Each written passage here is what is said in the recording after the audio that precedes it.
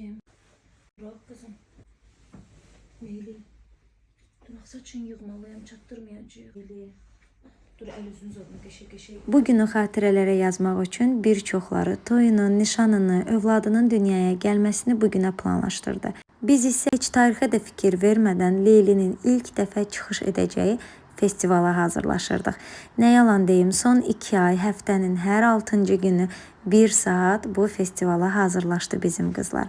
Səhərim saat 7-dən açıldı, çünki saat 10-da artıq festival keçirilən məkanda olmalıydıq. Leylini oyadıb qaçdım marketə, çünki səhər süfrəsi üçün bəzi məhsullar çatmırdı. Onları alıb gəldim səhər süfrəmizi hazırlamağa. Bazar günü idi, bilirsiniz, bazar günü bizim bir süfrə arxasında oturmaq kimi bir adətimiz var, ailəlikcə. Çünki həftənin 5 günü çalışıb, hətta 6 günü çalışıb, ancaq bazar günləri ailə olaraq bir süfrə başına keçirik. Ona görə də səhər süfrələrimizin bizim üçün bir xatirəsi və bir mənası var. Bəli, bu qaça-qaçda bu süfrəni də hazırlamalı idim. Yoxsa o zaman bazar günümüzün mənası olmazdı.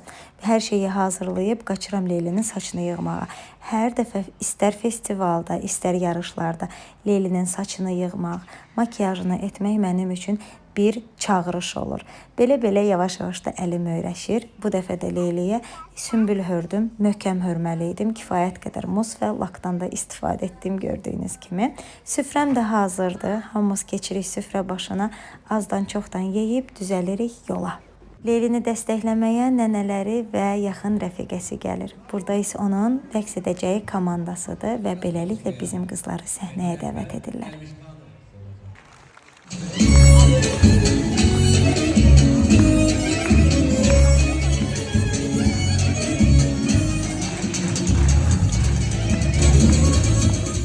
Xoreografımız Anayda Rostovskayanın milli rəqsimizi gimnastik elementlərlə sintez etməsi rəqsimizi və bu səhnəni başqa bir səviyyəyə qaldırdı və beləliklə qızlarımız da birinci yerə layiq görüldülər. Və beləliklə də bu tarix bizim yaddaşımıza sevinç və qürur hissi ilə yazıldı.